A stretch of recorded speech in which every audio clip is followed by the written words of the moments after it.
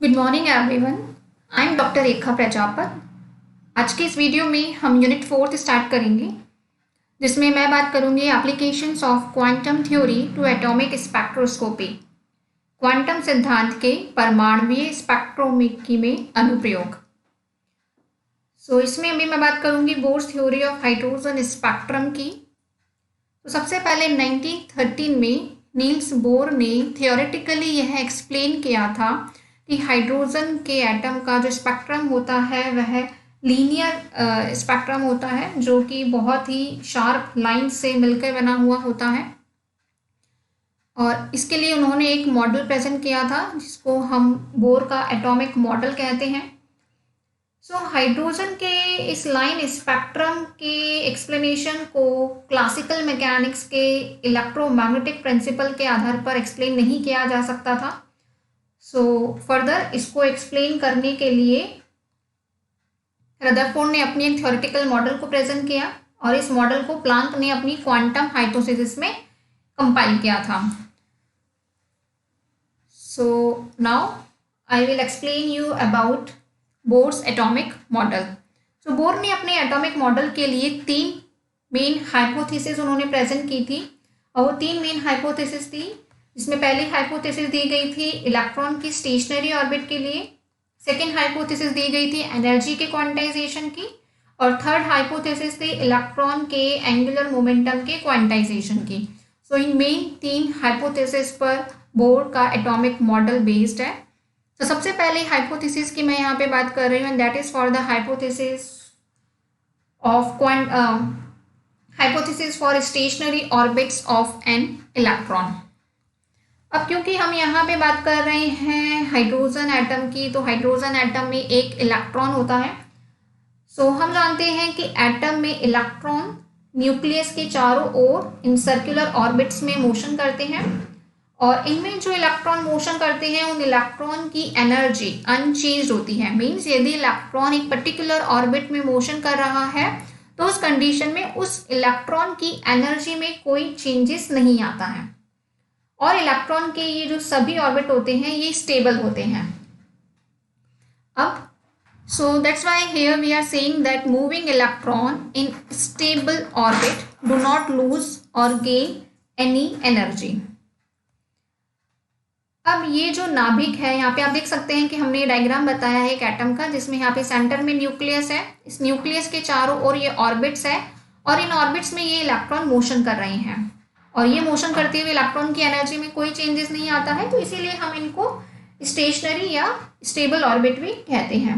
अब यहाँ पे जो न्यूक्लियस और इलेक्ट्रॉन है, इनके बीच में एक कूलाम अट्रैक्शन फोर्स लगता है, जिसकी वजह से इलेक्ट्रॉन इन सर्कुलर ऑर्बिट में मोशन करते हैं, और इसके लिए इसको एक सेंट्रीपिटल फोर्स यहाँ पे मिलता है। इस इलेक्ट्रॉन के एक सर्कुलर ऑर्बिट में मोशन के लिए यहाँ पर एक सेंट्रीपिटल फोर्स होता है, जो कि इलेक्ट्रॉन और न्यूक्लियस दोनों के बीच में काम करता है। और जब ये दोनों फोर्स एक दूसरे के इक्वल होते हैं तो उस कंडीशन में इलेक्ट्रॉन सर्कुलर ऑर्बिट में मोशन करता है।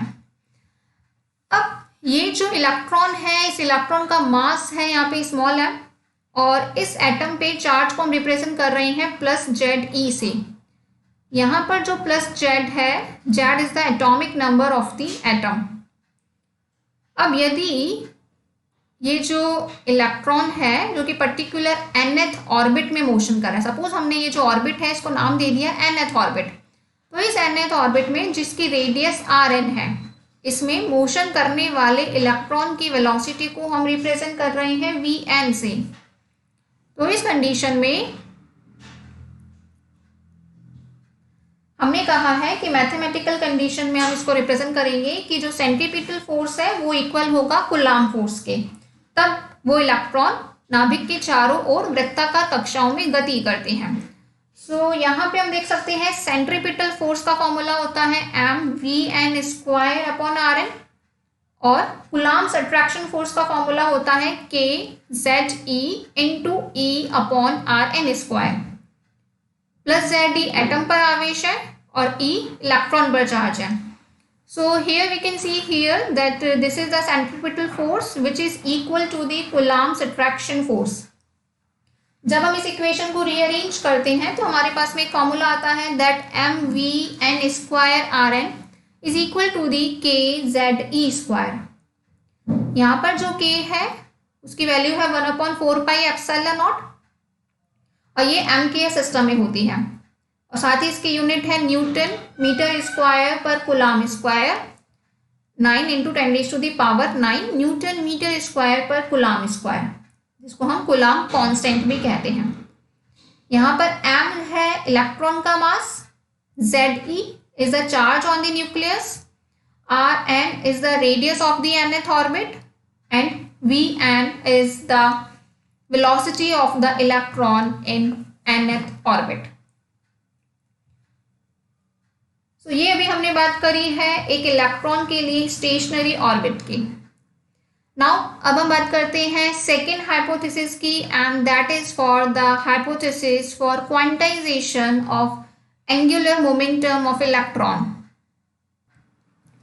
बोर की इस हाइपोथेसिस के अनुसार इलेक्ट्रॉन नाभिक के चारों ओर केवल उन्हीं स्थायी वृत्ताकार कक्षाओं में चक्कर काटते हैं जिनके लिए उनका कक्षीय कोणीय संवेग h क्रॉस का पूर्ण गुणांक होता है।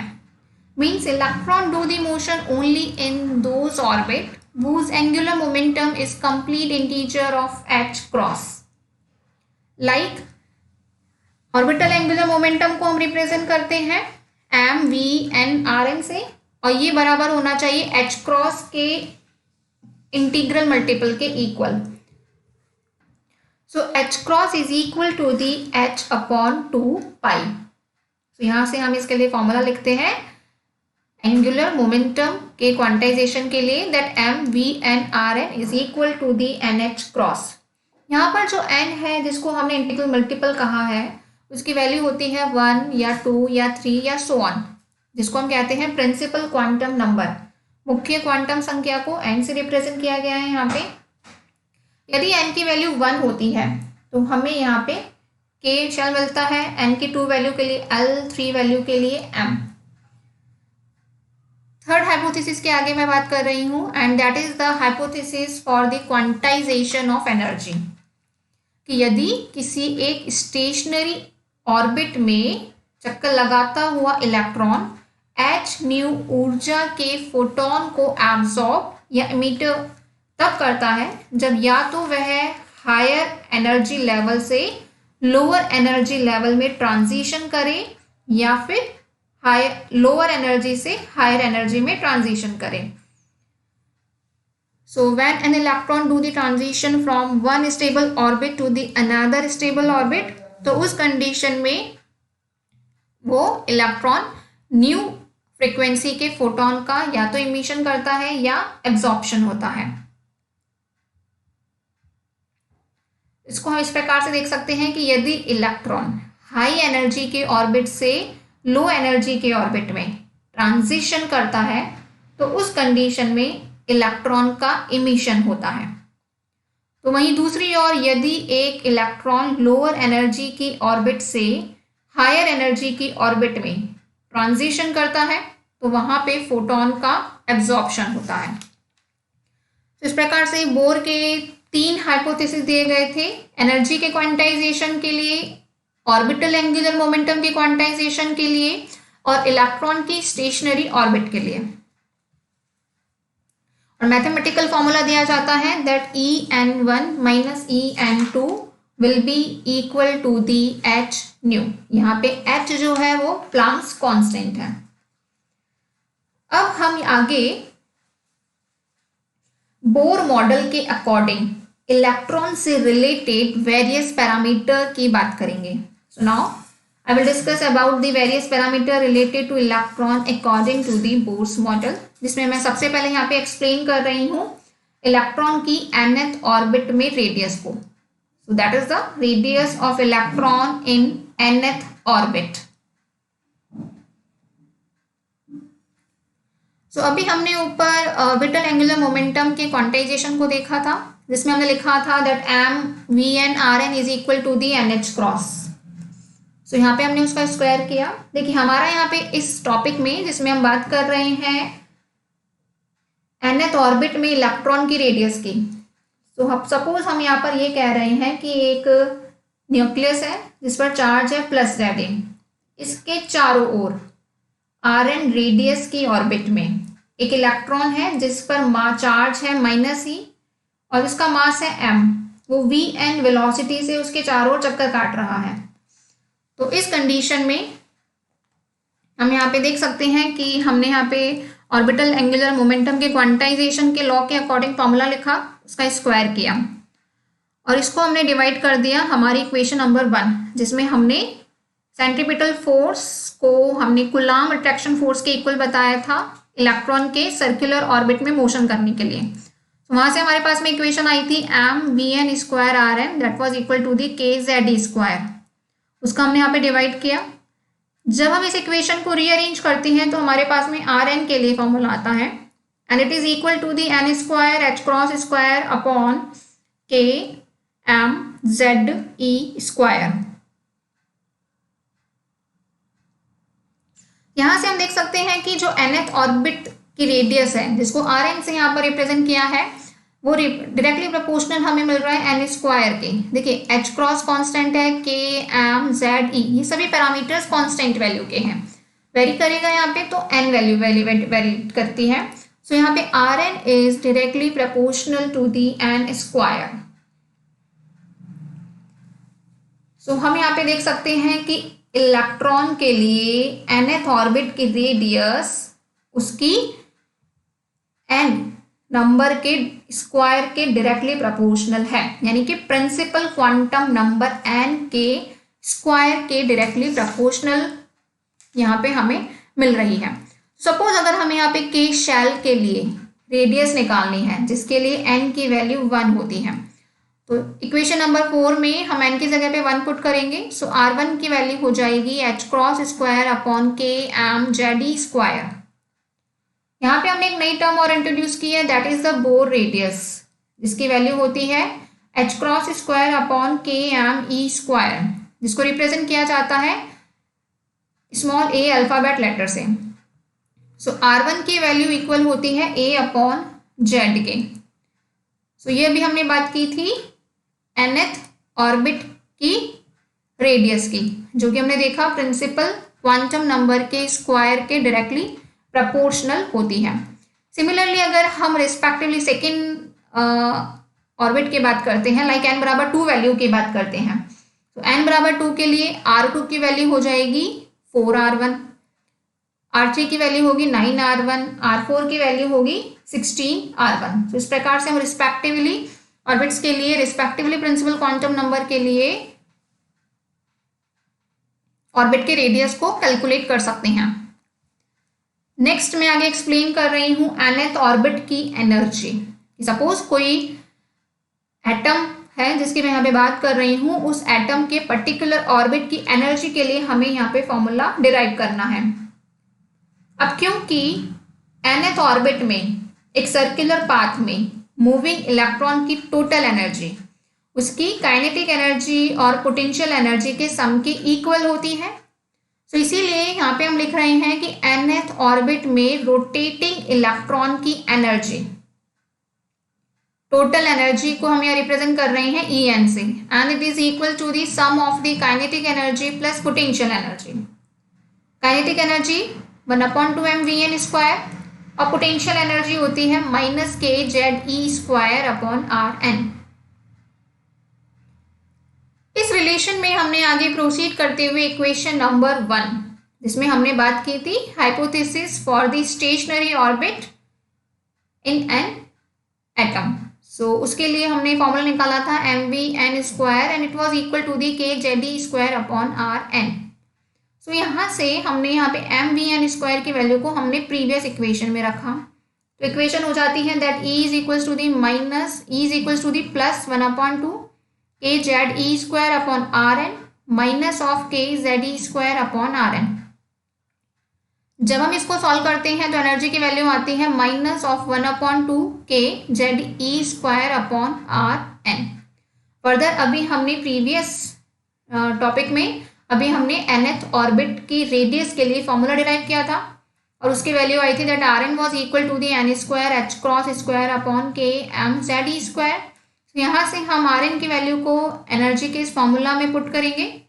तो ई की वैल्यू हो जाएगी -1/2 K Z E square upon N square H cross square into K M Z E square. जब हम इसको आगे फर्दर सॉल्व करेंगे then E will be equal to the -1/2 K square M Z square E raise to the power 4 upon N square H cross square. अब क्योंकि के M Z ई और H cross ये कांस्टेंट है, साथ ही 1/2 भी कांस्टेंट हम यहाँ लिख सकते हैं। तो यहाँ पे हमने उन कांस्टेंट टर्म्स को एक नई टर्म के फॉर्म में लिखा जिसको हमने लिखा है E1। तो E1 की वैल्यू लिखी है हमने 1/2 K square M Z square E raise to the power 4 upon H cross square. So final हमें nth ऑर्बिट के रेडियस के लिए फॉर्मूला मिलता है that E N will be equal to the minus of magnitude of E1 upon N square. तो यहाँ पे हम ये देख पा रहे हैं कि nth ऑर्बिट की एनर्जी प्रिंसिपल क्वांटम नंबर के स्क्वायर के रेसिप्रोकल के डायरेक्टली प्रोपोर्शनल है।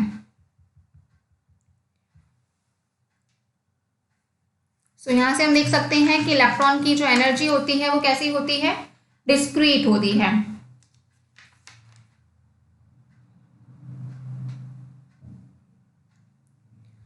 नेक्स्ट आगे मैं बात कर रही हूँ wavelength of emitted radiation from single electron atom, कि यदि कोई इलेक्ट्रॉन का एक ऑर्बिट से दूसरे ऑर्बिट में ट्रांजिशन होता है तो उस कंडीशन में जो रेडिएशन इमिट होता है उसकी वेवलेंथ की हम यहाँ पे बात कर रहे हैं।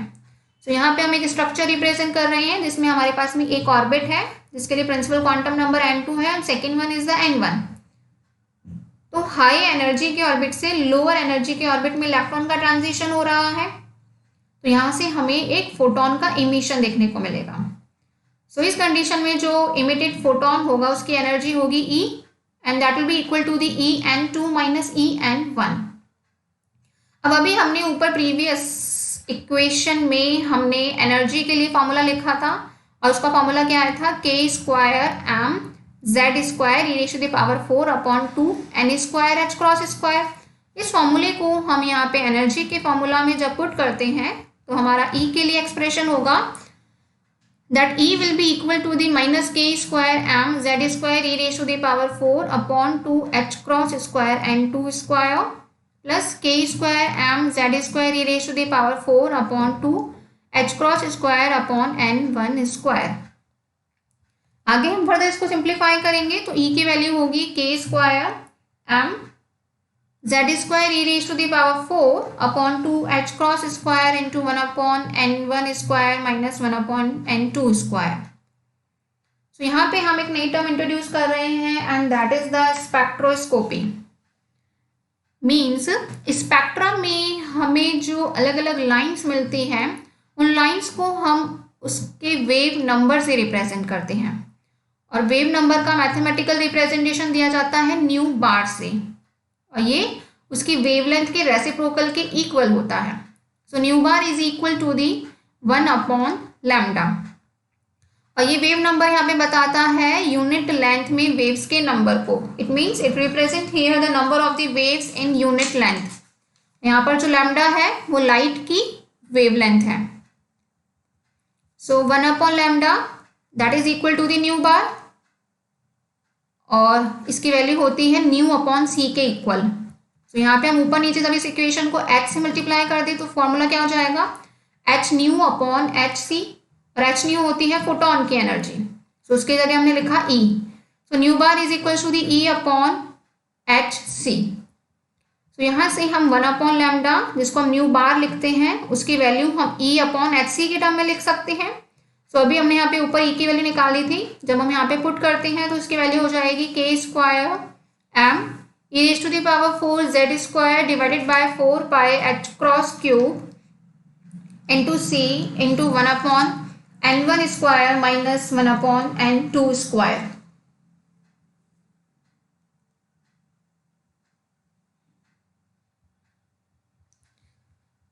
यहाँ पे हम एक नया कांस्टेंट इंट्रोड्यूस कर रहे हैं, जैसे कि हम देख सकते हैं m k square e raise to the power 4 upon 4 pi h cross cube into c।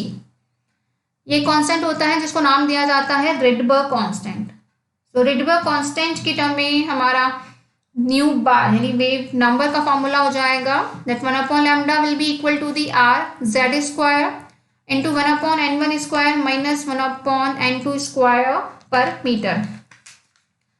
तो इस प्रकार से आज के इस वीडियो में हमने बात करी है बोर के एटॉमिक मॉडल की और साथ ही हमने इलेक्ट्रॉन से रिलेटेड वेरियस पैरामीटर्स को हमने यहाँ पे डिराइव किया है। Thank you so much.